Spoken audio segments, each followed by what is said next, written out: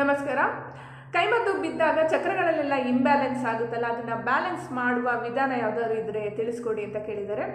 ನೋಡಿ, ಚಕ್ರಗಳಲ್ಲೆಲ್ಲ ಇಂಬ್ಯಾಲೆನ್ಸ್ ಆದಾಗ ನಮ್ಮಲ್ಲಿರ್ತಕ್ಕಂತಹ ಪ್ರೀತಿ, ಹಣ, ವಿದ್ಯೆ, ಆರೋಗ್ಯ, ಆಯಸ್ಸು ಏನಿದೆಯೋ ಅದೆಲ್ಲ ಕುಂಠಿತಗೊಳ್ತಾ ಬರುತ್ತೆ. ನಾನು ಸುಮಾರು ವಿಡಿಯೋಗಳನ್ನು ಕೂಡ ತಿಳಿಸಿದ್ದೀನಿ.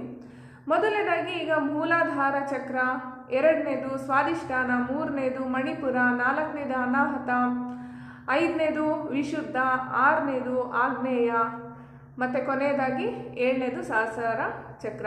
ಈ ಸಪ್ತ ಚಕ್ರಗಳು ಏನಿದೆಯೋ ಮನುಷ್ಯನಲ್ಲಿ ಅಷ್ಟು ನೀಟಾಗಿ ಕೆಲಸ ಮಾಡುತ್ತೆ. ಮತ್ತು ನಮ್ಮ ನರನಾಡಿಗಳು ಬ್ಲಾಕೇಜಸ್ ಆಗದೆ ಇದ್ದಂಗೆ ನೋಡಿಕೊಂಡು ಅದು ಸಮ ಪ್ರಮಾಣದಲ್ಲಿ ಇದ್ದಾಗ ಆರೋಗ್ಯದಲ್ಲೂ ಕೂಡ ಅಷ್ಟೇ ಒಂದು ಸಮ ಪ್ರಮಾಣದಲ್ಲಿ ನೋಡ್ಕೊಳ್ಳುತ್ತೆ. ಮತ್ತು ಬ್ರಹ್ಮಾಂಡದ ಕಿರಣದೊಡನೆ ಇದು ಸಂಪರ್ಕ ಸಮನ್ವಯವನ್ನು ಸಾಧಿಸಿರುತ್ತೆ. ಈ ಚಕ್ರಗಳು ಇಂಬ್ಯಾಲೆನ್ಸ್ ಆದಾಗ ಅನಾರೋಗ್ಯ ಪೀಡಿತರಾಗ್ತಾರೆ, ಮಾನಸಿಕ ತೊಂದರೆಗೆಲ್ಲ ಒಳಗಾಗ್ತಾರೆ. ಈ ಥರದ ಒಂದು ಸಮಸ್ಯೆ ದಿನದಿಂದ ದಿನಕ್ಕೂ ಕೂಡ ಜಾಸ್ತಿ ಆಗುತ್ತೆ ಹೊರತು ಕಡಿಮೆ ಆಗೋದಿಲ್ಲ.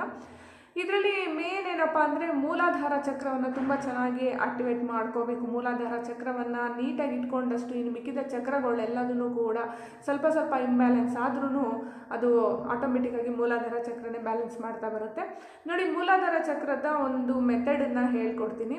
ಡೈಲಿ ನೀವು ಗಿಡಗಳಿಗೆ ನೀರು ಹಾಕೋದ್ರಿಂದ, ಗಿಡಗಳ ಒಂದು ಸಂಪರ್ಕವನ್ನು ಇಟ್ಕೊಳ್ಳೋದ್ರಿಂದ ಮತ್ತು ಮಣ್ಣಿನ ಮೇಲೆ ಓಡಾಡೋದ್ರಿಂದನೂ ಕೂಡ ಮೂಲಾಧಾರ ತುಂಬ ಚೆನ್ನಾಗಿ ಆಕ್ಟಿವೇಟ್ ಆಗುತ್ತೆ. ಈಗ ಮದ್ದಿಡಿ ಬಿದ್ದಾಗ್ಲೂ ಕೂಡ ಅಷ್ಟೇ ಮೂಲಾಧಾರ ಬಂದಾಗಿರುತ್ತೆ. ಅಲ್ಲಿ ಬಂದಾಯಿತು ಅಂತ ಅಂದರೆ ನಿಮಗೆ ಇವಾಗ ಒಂದು ಮರಕ್ಕೆ ಯಾವ ರೀತಿಯಾಗಿ ಬೇರು ಮುಖ್ಯವಾಗಿರುತ್ತೋ ಅದೇ ರೀತಿ ನಮ್ಮ ಚಕ್ರಗಳಲ್ಲೂ ಮೂಲಾಧಾರ ತುಂಬಾ ಮುಖ್ಯವಾಗಿರ್ತಕ್ಕಂಥ ಚಕ್ರವಾಗಿರುತ್ತೆ. ಹಾಗಾಗಿ ನಾವು ಅದನ್ನು ನೀಟಾಗಿ ಆಕ್ಟಿವೇಟ್ ಮಾಡ್ಕೋಬೇಕು. ಈಗ ಬಂದಾಗಿರುತ್ತಲ್ಲ, ಅಟ್ಲೀಸ್ಟು ಇದೊಂದು ಕೆಲಸನಾದ್ರೂ ನಾವು ಮಾಡಬಹುದು. ಮತ್ತು ಕೆಲವರು ಟ್ರೀಟ್ಮೆಂಟ್ ತೆಗೆದುಕೊಳ್ಳೋದಕ್ಕೆ ಅಂತ ಬರ್ತಾರಲ್ಲ, ಹೀಲಿಂಗ್ ಸೆಷನ್ನಲ್ಲೂ ಕೂಡ ನಾನು ಹೇಳ್ಕೊಟ್ಟಿರ್ತೀನಿ ಯಾವ ರೀತಿಯಾಗಿ ಚಕ್ರಗಳನ್ನೆಲ್ಲ ಆಕ್ಟಿವೇಟ್ ಮಾಡ್ಕೋಬೋದು ಅಂಥೇಳಿ.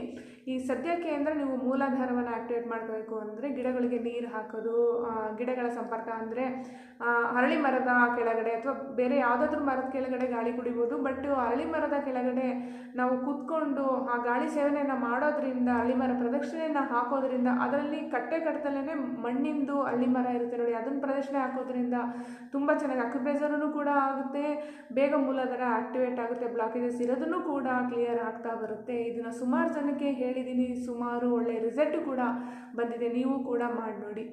ನೋಡಿದ್ರಲ್ಲ, ಇವತ್ತಿನ ಈ ವಿಡಿಯೋ ಇಷ್ಟದಲ್ಲಿ ಲೈಕ್ ಮಾಡಿ. ಇನ್ನಷ್ಟು ವೀಡಿಯೋಸ್ಗಳು ನೋಡಬೇಕು ಅಂದರೆ ಸಬ್ಸ್ಕ್ರೈಬ್ ಮಾಡ್ಕೊಳ್ಳಿ. ನೆಕ್ಸ್ಟ್ ಇನ್ನೊಂದು ಒಳ್ಳೆಯ ವಿಡಿಯೋದೊಂದಿಗೆ ಭೇಟಿಯಾಗೋಣ. ನಮಸ್ಕಾರ.